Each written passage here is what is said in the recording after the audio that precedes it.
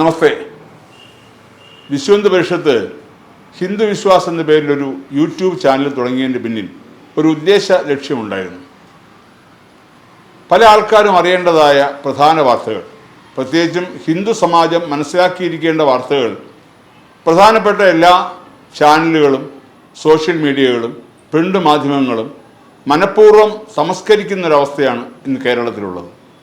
അപ്പോൾ അവരറിയേണ്ട കാര്യങ്ങൾ അവരെ അറിയിക്കുക, കൃത്യമായ വാർത്തകൾ, മറ്റുള്ളവർ മറച്ചു പിടിക്കുന്ന വാർത്തകൾ, സത്യാവസ്ഥ ജനങ്ങളെ ബോധ്യപ്പെടുത്തുക, ഹിന്ദുക്കൾ അറിഞ്ഞിരിക്കേണ്ടതായ കാര്യങ്ങൾ, ക്ഷേത്രവിശേഷങ്ങൾ, ഒരു ഹിന്ദു എങ്ങനെയായിരിക്കണം ജീവിക്കേണ്ടത്, അവരുടെ ദിനചര്യകൾ എന്തൊക്കെയായിരിക്കണം, അങ്ങനെയുള്ള വിഷയങ്ങൾ, അതുപോലെ തന്നെ ഹിന്ദു സമാജത്തെക്കുറിച്ചുള്ള വിഷയങ്ങൾ, മറ്റ് പ്രസ്ഥാനങ്ങളെക്കുറിച്ചുള്ള വിഷയങ്ങൾ, വിശ്വഹിന്ദു പരിഷത്തിൻ്റെ പ്രവർത്തനങ്ങളെക്കുറിച്ചുള്ള വിഷയങ്ങൾ. വിശ്വഹിന്ദു പരിഷത്തിൻ്റെ കീഴിൽ ഒരുപാട് ആതുരാലയങ്ങളുണ്ട്, വിദ്യാഭ്യാസ സ്ഥാപനങ്ങളുണ്ട്, ക്ഷേത്രങ്ങളുണ്ട്. ആ വിശേഷങ്ങളുമെല്ലാം ജനങ്ങളെ അറിയിക്കുക. വിശ്വഹിന്ദു പരിഷത്തും ഹിന്ദു സമാജവുമായിട്ട് ഒരു നിരന്തര ബന്ധം നിലനിർത്തുക, അത്തരമൊരു ഉദ്ദേശത്തോടുകൂടിയാണ് ഹിന്ദു വിശ്വാസ് എന്ന ചാനൽ ആരംഭിച്ചത്.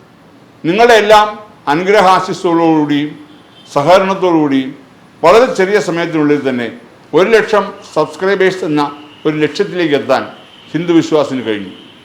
അതിന് ആദ്യം നിങ്ങൾ ഓരോരുത്തരോടും ഹൃദയത്തിൻ്റെ ഭാഷയിൽ ഞാൻ നന്ദി രേഖപ്പെടുത്തുന്നു.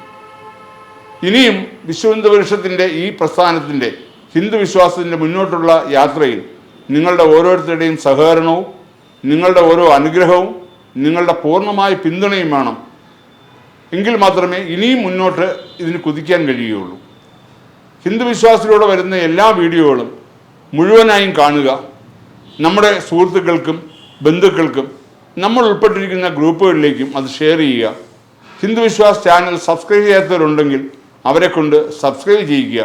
അങ്ങനെ പൂർണ്ണമായും ഹിന്ദു വിശ്വാസത്തിനോടൊപ്പം നിൽക്കാൻ നിങ്ങളോട് ഓരോരുത്തരോടും വിശ്വഹിന്ദു പരിഷത്തിന് വേണ്ടിയും ഹിന്ദു വിശ്വാസ് ചാനലിന് വേണ്ടിയും ഞാൻ അഭ്യർത്ഥിക്കുന്നു. ഈ ഒരു നല്ല കർക്കിടക മാസം, ഈ രാമായണ മാസം എല്ലാവർക്കും ഈശ്വരപ്രീതിയായി ഭവിക്കട്ടെ എന്ന് പ്രാർത്ഥിക്കുന്നു. നന്ദി, നമസ്കാരം.